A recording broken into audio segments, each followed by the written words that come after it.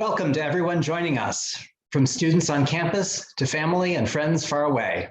I'm Michael Maltenford, a Weinberg College advisor and assistant professor of instruction in the Department of Mathematics. I was elected to Phi Beta Kappa's Theta chapter of New York when I graduated from Cornell University 30 years ago last month. Today, we welcome 94 new electees into Phi Beta Kappa's Alpha chapter of Illinois, for which I serve as treasurer. Our junior inductees from last June recall how much we hoped to convene in person by this June. Unfortunately, that wasn't possible, given the difficult, disorienting year we've all shared since then. The students we recognize today managed to make the very, very best of unprecedented circumstances. We say to them now, you often made your successes look easy, but we absolutely know that it has not been easy, least of all in the past 15 months. For that reason and others, we savor this occasion to celebrate your remarkable achievements, your tremendous personal character, your outstanding commitment to the liberal arts, and to your contributions to various communities in and beyond Northwestern. Before we begin those inductions, I invite Adrian Randolph, Dean of the Weinberg College of Arts and Sciences and Professor in the Department of Art History, to offer some words. Adrian. Thanks, Michael. It's great to be here in this virtual space with everyone. As a proud member of the Alpha of New Hampshire at Dartmouth College, I welcome you to Phi Beta Kappa, founded in 1776 during turbulent times. We find ourselves now also in very challenging times, facing not war and predation, but a health crisis, political tension, and the roiling aftermath of historical inequities. My hope is that despite all this, during the last year, you and your loved ones have remained safe and healthy during this really difficult era. I also wish to acknowledge the losses suffered during the last 15 months, which for some of us have been tragic and difficult. And finally, I'd like to extend my thanks to all those who helped us and keep helping us through these extraordinary interlocking crises. And you, soon to be graduates, your year was not an easy one. We've grown accustomed to remoteness and radical social distancing, leaving some classes that we offer shadowy ghosts of their former selves. I taught last fall, and I found the experience both exhilarating and exhausting. And I'm sure that you, after this year, are ready for some changes. And my hope is that with strength and resolve, we can all look forward to better times. With all this novelty and change, it's perhaps comforting to come together to celebrate something old and esteemed, Phi Beta Kappa. Phi Beta Kappa is indeed an old institution, at least as relatively in our world of novelty and dynamism permits.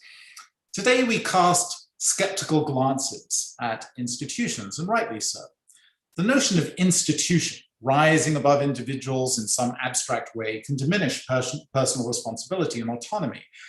Institutions, moreover, can promote unwanted and sometimes unintended values. But I ask you in this instance to consider substituting the word institution with community when thinking about Phi Beta Kappa.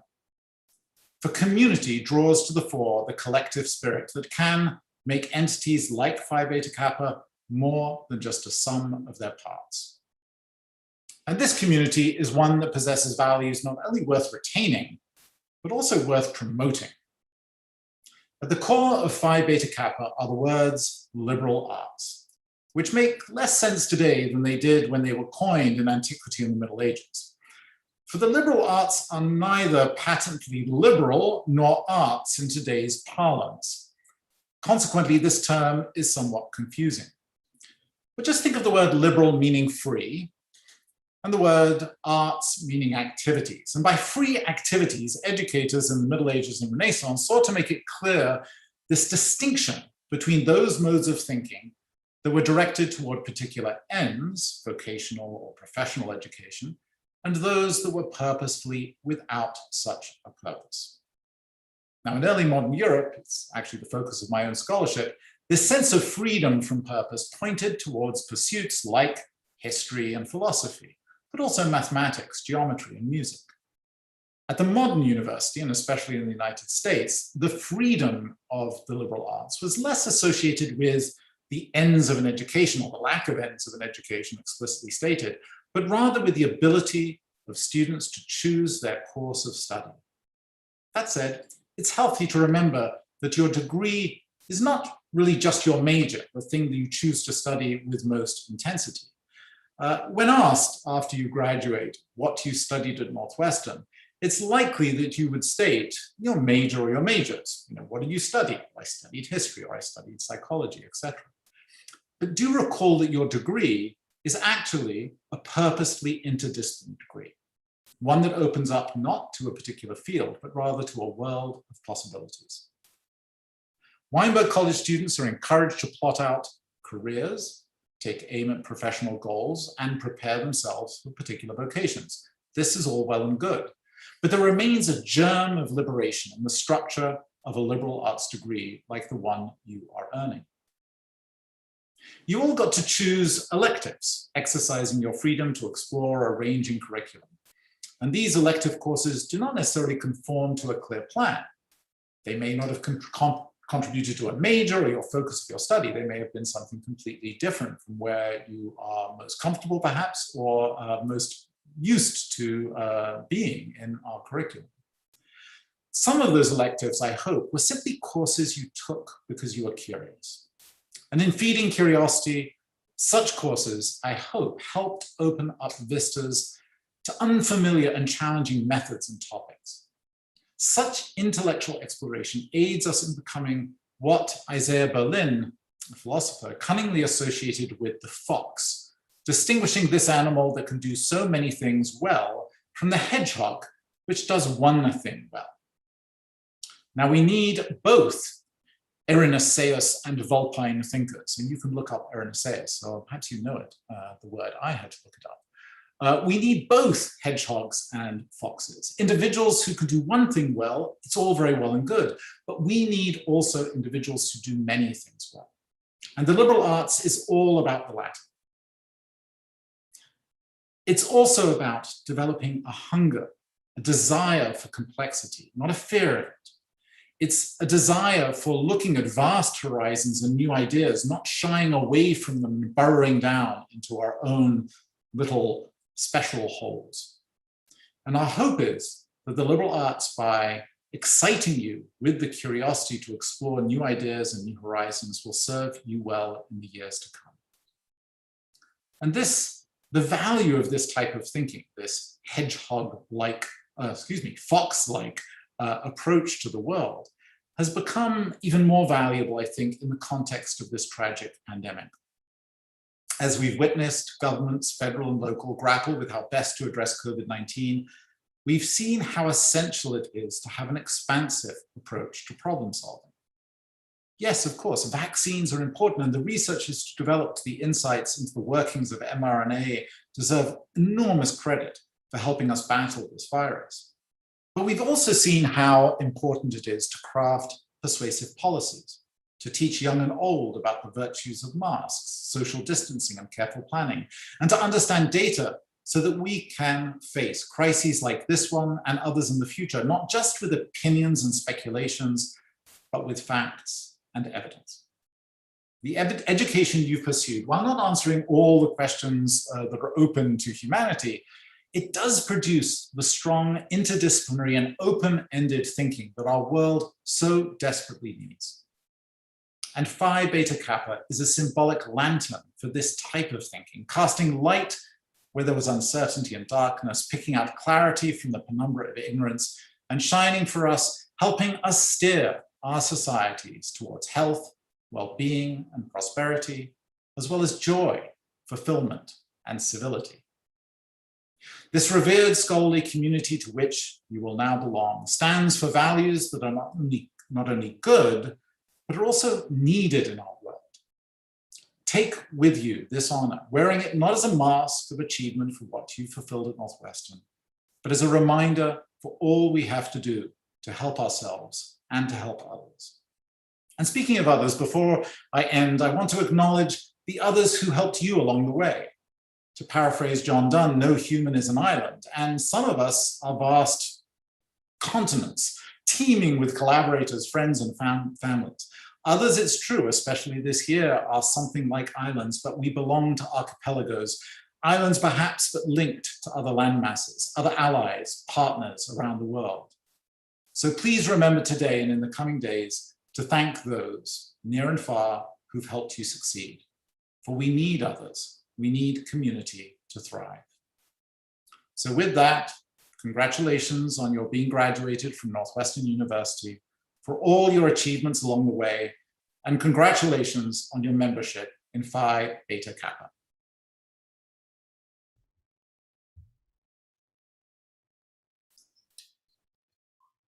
Let me add my warm greetings to Michael's and to Adrian's, and also just share that I love everything that is happening in that chat function right now and all the proud family members and friends who are chiming in.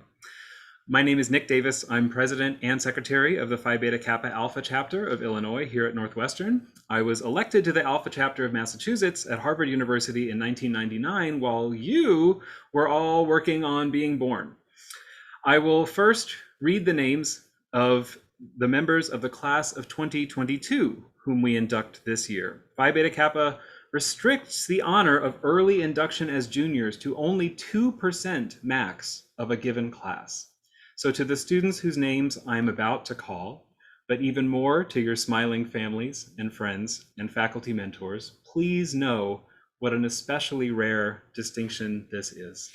And you are Elena Andrews, Margot Bartol, Alex Chang, Margaret Cheever, Honor Chen, Ravi Chapuri, Sarah Eisenman, Sarah Fernandez Tabet, Mackenzie Gentz, Sydney Matriciano, Christopher Yates Mazurek, Louis O, Nathan Omprasadam, Carrie U, Adrian Oliver Horace, Abigail Roston, Campbell I. Schaefer, Thea Showalter, Luther Snagel, Cynthia Tsai, Kayla Ushoa, Caleb Young, and Abby Zhu.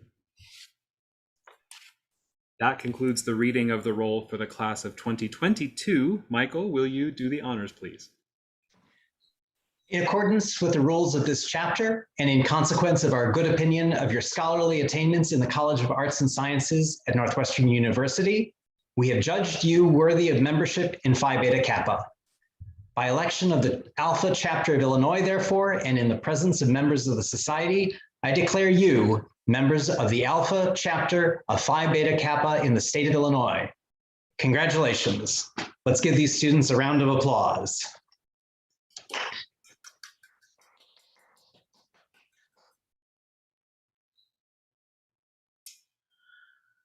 I will now recite the names of members of the class of 2021 who were similarly honored last year by being inducted as juniors. They were and are Grace Beck, Miles Bowen, Mari Brady, Jiayi Chen, Matthew Cho, Catherine Daler, Camille Duperroux, Emma Etter, Hannah Emmons, Andrew Feldman, Kirti Gopal, Emily Holtzman, Shreyas Iyer, Nicholas Karras, Mara Kelly, Jana Kim, Sohyun Lee, Stephanie Mbita, Desmond O'Shaughnessy, Eliza Posner, Joseph Rothke, and Shiki Shaw. We can pause to applaud.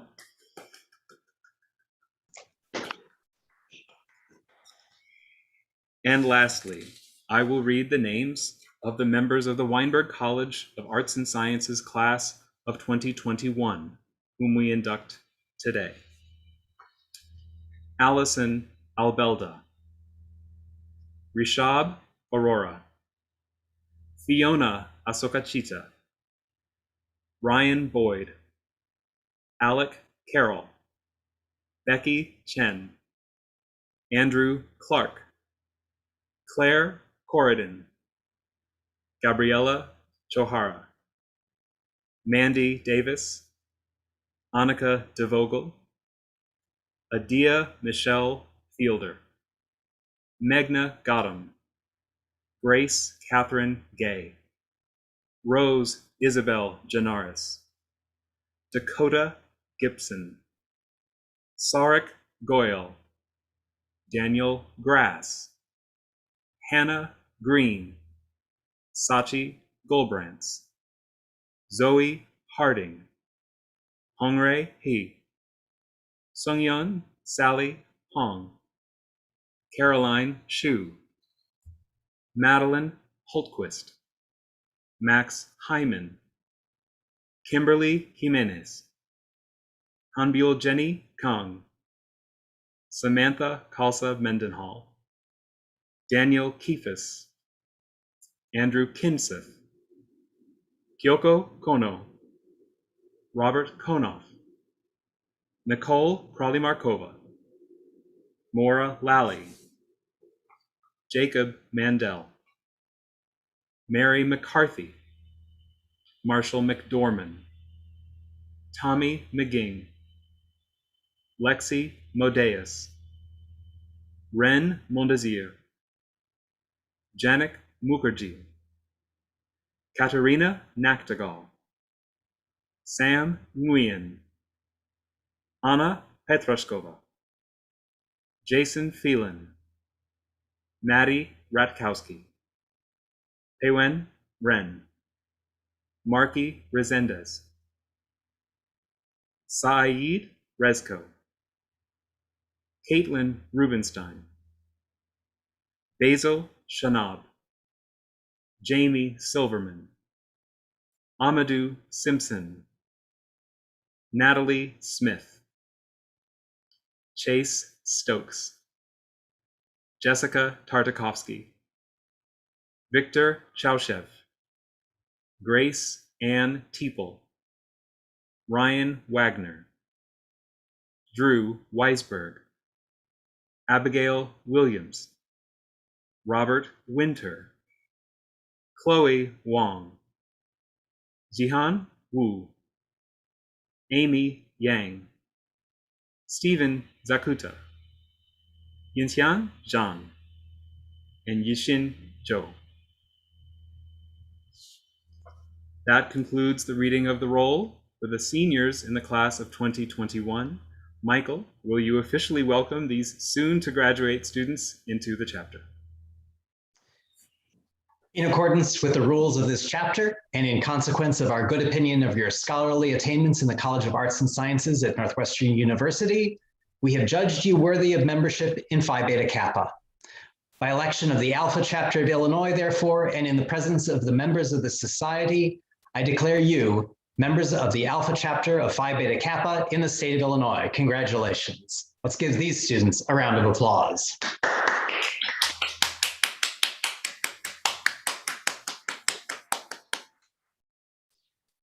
Just a small historical note, we have a roll book for this chapter stretching all the way back to its founding in 1889 that new members typically sign at this ceremony.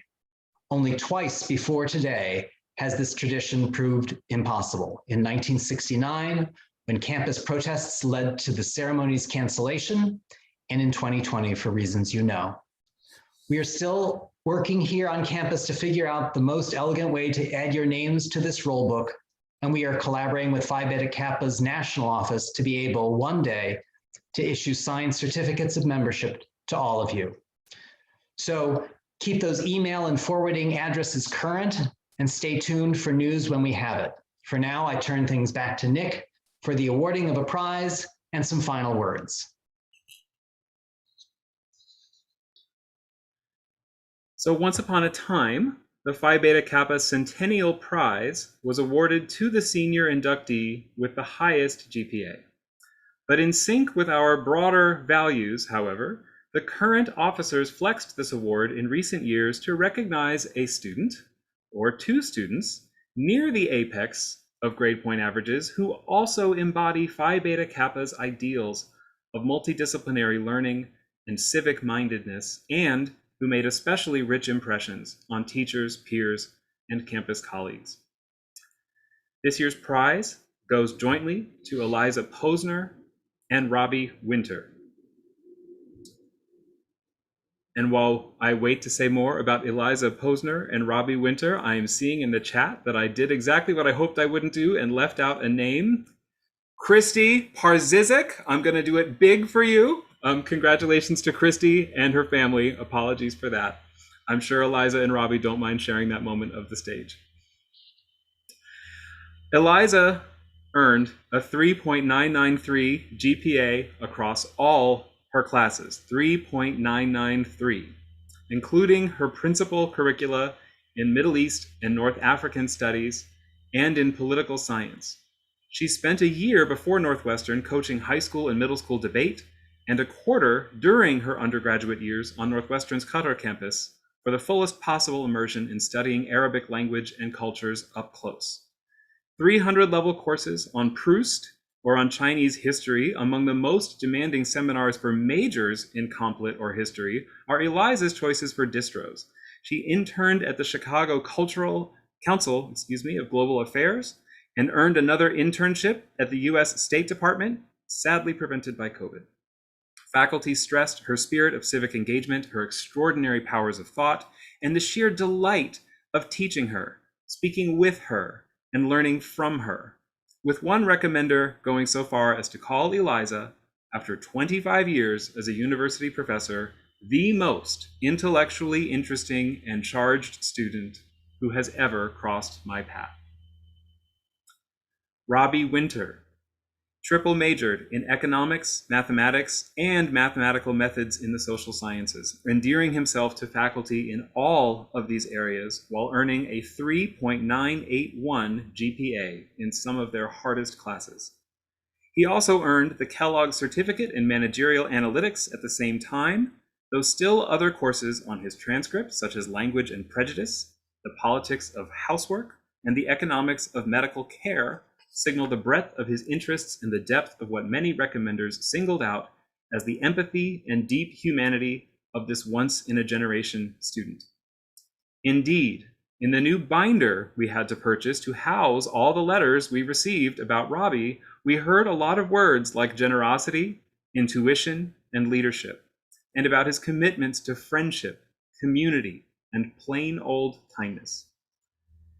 Manifest in his support for fellow students in his majors and his work as a campus tour guide and peer advisor. Faculty spoke of not only admiring Robbie, but feeling indebted to him, of being genuinely sad to see him go, and of the transformative elevation of everyone around him. Eliza and Robbie, on behalf of the faculty with whom you have worked at Northwestern and all of us who found their words about you so moving and unforgettable, we congratulate you as the co-winners of the 2021 Phi Beta Kappa Centennial Prize. I am happy to say there is a monetary gift associated with this award, so do keep an eye out for more emails from us. For now, hearty congratulations.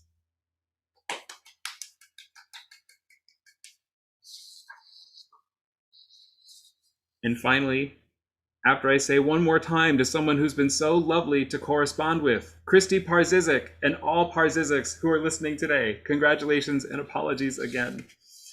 And here is a final gesture of our admiration, an attempt to summarize how we feel about all 94 of you this afternoon. One of my favorite facts about this year's 94 inductees is how many of you were unsure you wanted to join. After how the last year has felt, and I don't just mean COVID, after what the world has felt like throughout your 3 or 4 or 5 years of college, and in the longer wake of so many histories you have studied in courses, the inequities you have protested in your communities, and the futures you have labored to imagine and to build with your peers and mentors, I am not surprised that this exact group of students, or really any group of students, is cautious about signing your names to an organization you may not know much about and whose values you wanted to confirm as aligning with your own. I've sent many emails and spent a few Zoom meetings hoping to reassure you on these grounds, but I mean it when I say your refusal to take anything for granted or to accept a high honor, no matter what it is, without asking why or from whom, suggests to me the level of thoughtfulness, curiosity, and moral rigor that we wanted to recognize in electing you. This campus abounds with intellectually, politically, ethically, and artistically brave students like Christy Parzizik, so many of whom have publicly and privately defied major obstacles and beyond the classroom to get here and accomplish so much. There is no such thing as the top of any class, no one criteria by which to measure the immeasurable and the beautifully eclectic. We know you all know this. That level of modesty, duly felt in such an environment as Northwestern's, is paradoxically a major part of why you stood out nonetheless to your faculty, supervisors, advisors, mentors, and no doubt your friends. Since several of you have asked, and surely many have wondered, let me say more about the intensive but massively inspiring process by which you were chosen from such an auspicious peer group. Each of us who participates in elections has inevitably worked with a few of you. In my case, that includes English major Gabby Chohara, psychology major Becky Chen, psychology and gender and sexuality studies major Chase Stokes, and economics and political science double major Samantha Khalsa Mendenhall, all of whom were in first-year seminars I taught in 2018, and all of whose brilliance was as evident to me at first sight as it became to the professors who met you later and who also wrote to us about you. Even in such cases as that, but usually with no prior acquaintance, the Phi Beta Kappa faculty get to know you all the better by marveling at your transcripts, extraordinary not just because of all those A's, but because you triumphed in your department's toughest classes and resisted, or mostly resisted, the siren call of the easiest distros.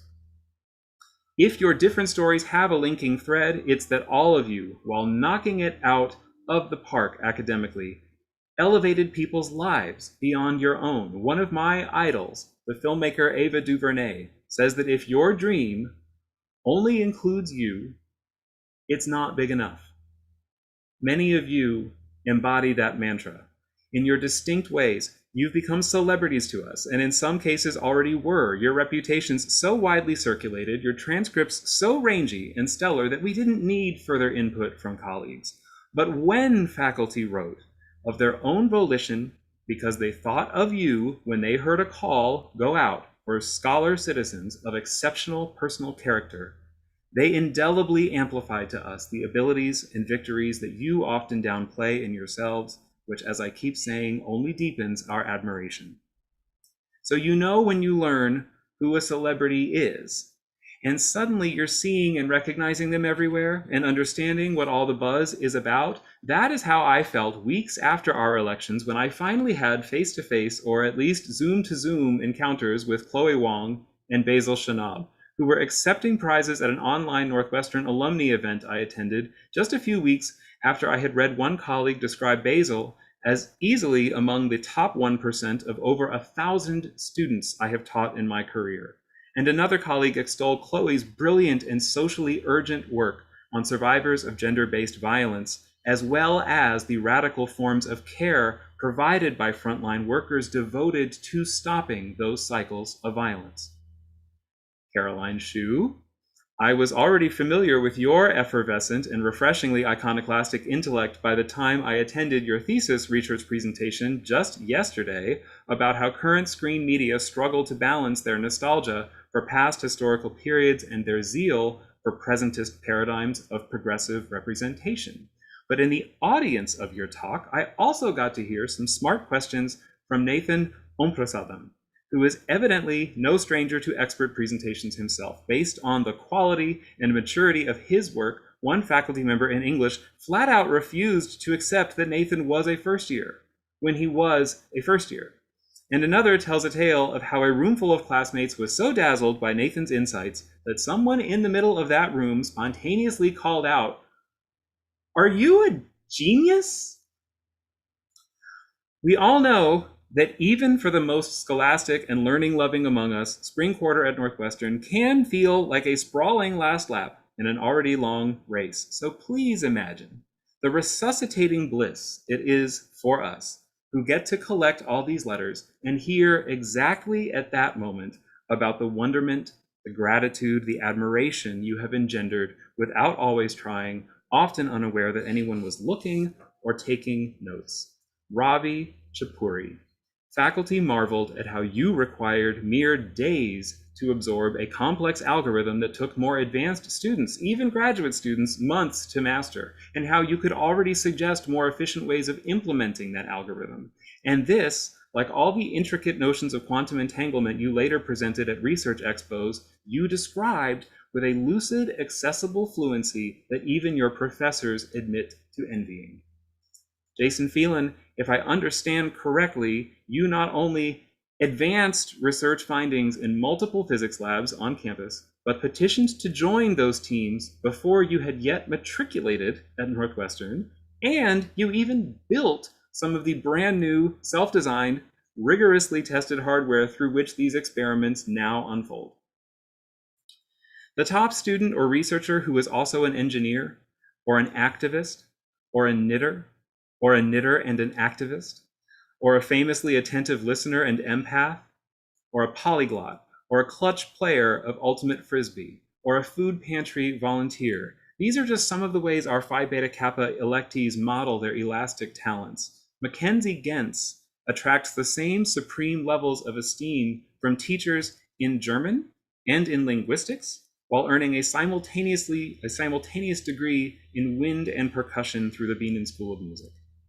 Whatever they're doing to breed polymaths in the German department is clearly working, as witnessed Christopher Mazurek's parallel degree in neuroscience. And that is far from the only reason one letter furnished for calling you, Christopher, an outstanding student and an extraordinary individual. Neuroscientists like Chris also seem like another highly ambidextrous group, offering one of two home bases to Kyoko Kono, who is also a pianist, Zihan Wu, who is also a mathematician, and Nicole Kralimarkova, who is one of the most talented undergraduates the Comparative Literary Studies program has trained in several years. Polymaths, in fact, abound in today's audience, joining global health degrees with virtuosity in voice and opera, as Natalie Smith does, or braiding sociology with environmental science, as let's all say it together, Christy Parzizek does.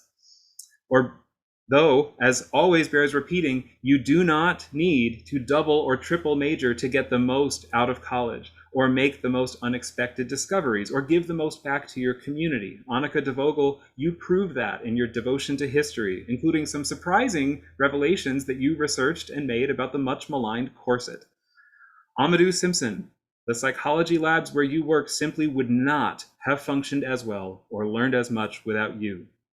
The economics faculty is elated that a major like Marky Resendez would use the skills and knowledge he has cultivated among them to work toward launching a nonprofit aimed at improving literacy, financial literacy specifically, of single mothers. Mark Yazari, you are a living legend in Spanish and Portuguese, as Adrian Porras and Zoe Harding are in linguistics. Hannah Green, Saeed Rezko, and Caitlin Rubenstein, all devoted sociologists, you demonstrate how different prodigious ability and infectious inspiration can look within one discipline. So many of you sustained research from home or brilliantly reformulated already approved studies to thrive despite the sudden constraints of COVID. Carrie O, you pulled this off with your chemistry research into asymmetrical still beams, which one of your supervisors considers a genuine advance in the field. Elena Andrews' research into the almost impossible stewardship of the National Organization of Women through all the political tumults of the 1970s so impressed our own special collections librarians that they tailored some safe workarounds to COVID-era restrictions to make sure this revelatory inquiry will not be halted. Drew Weisberg dazzled the political science faculty with one of the most exciting and complex thesis proposals they had recently reviewed about the collaborative and competing interests of Chinese entrepreneurs and homegrown small business owners in Kenya. This project, placing high premiums on cross-cultural fluencies, language acquisition, and careful data analysis, had to be redesigned all but overnight when COVID hit, and yet the forcibly modified version still managed to accomplish so much of what the original had intended, to the awe of early readers. Drew shares with many other inductees today a diversely expressed commitment to social engagement and to other people's learning, well beyond his own. Similarly, Sidney Matriciano, already famous to the faculty in Slavic language and literatures as one of its quickest, most proficient learners, also draws universal acclaim for persuading more peers outside that department of the value, in fact, the general need for people to know more of Russian language and culture. And that was all on top of Sidney's even more personal research and art-making projects, centered half a world away in Choctaw lands and US southern landscapes. Louis O.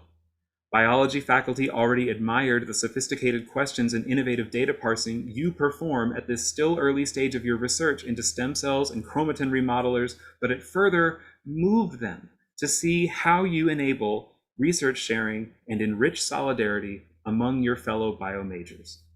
Luther Snagel, your classics mentors could not be more thrilled about your dedication to training new generations of students in Latin, even as they make clear you are just as prodigiously talented with ancient Greek.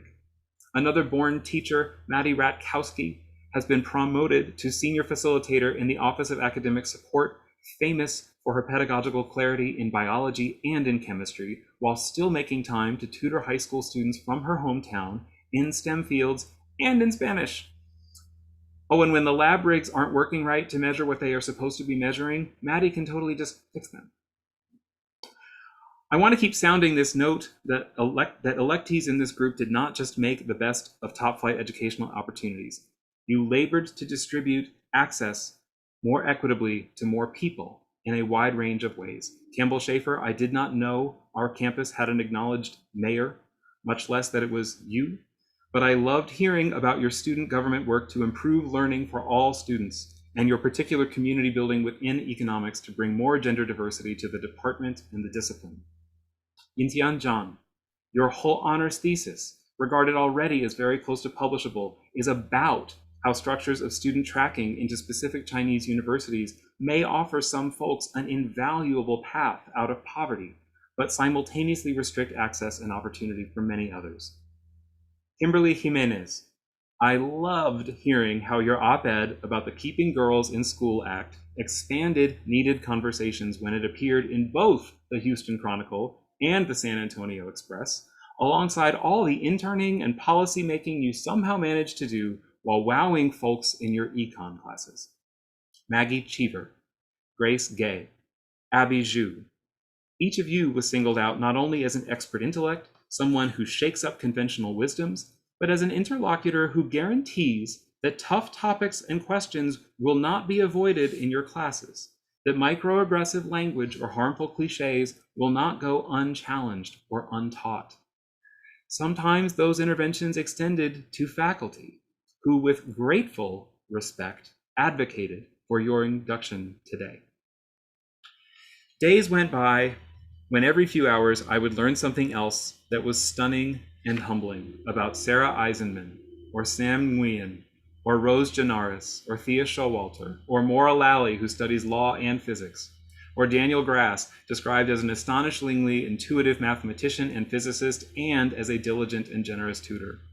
Abigail Roston, when one faculty member heard you had been elected, they were so overjoyed, they wrote me privately with more praise. Katarina Nachtigal, one of your fans in art history, decided to reach out to some colleagues to maybe pool some compliments, but was unprepared for the, quote, overwhelming and immediate flood of praises that for one shining moment filled their inbox. And Fiona Asokachita, also in art history, believe me, they feel the same way about you.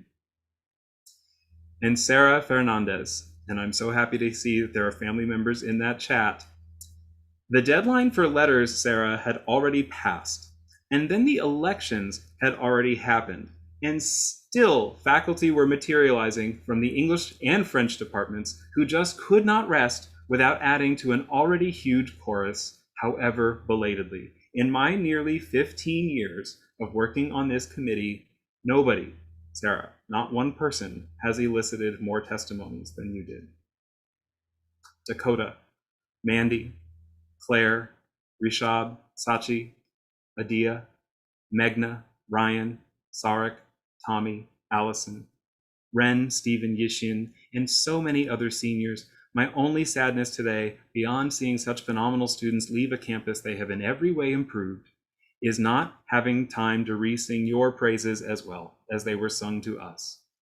Margot and Alex, Honor and Kayla, Cynthia and Caleb, and all the other juniors, let's hope the right conditions finally arrive in 2021-22 for us to cross paths and perhaps for you and the rest of your just elected cohort to meet each other as well.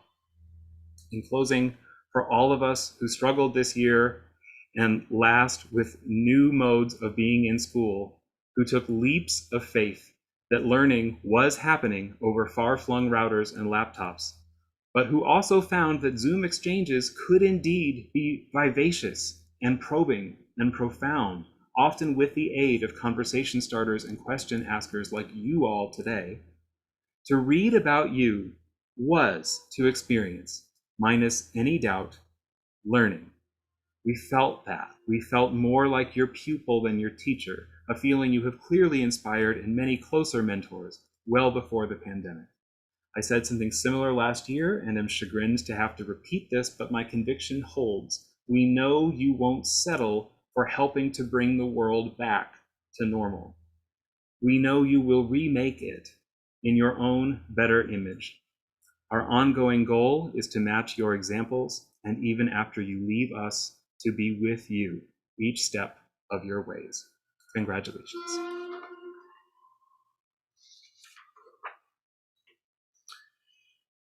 And so now, before we go, Michael and I want to thank all of you, the Vice President of our chapter, Beth Pardo, who could not be here today, but sends her heartiest congratulations, our most stalwart chapter members, Deborah Rosenberg and Shelby Hatch, and in Weinberg College, Kelly Daniels, Ann Marshall, and Rebecca Siroki, who contributed tireless work across the winter and spring to amass the letters, the transcripts, and all the other information that guided our selection of our terrific new members and made today's ceremony possible. We want to thank Christy Parzizik. And though today's focus is rightly on the students, which is where all your faculty and mentors want it to be, we also thank them for their vociferous work in making sure your glories were well known and your inclusion in this group secured. So again, warm thoughts to everyone watching and listening. We wish the entire class of 2021 a lovely and memorable graduation, and we wish everyone a healthy and peaceful summer and a world we all commit to improving together. And with that, this meeting is adjourned. Thanks for joining us.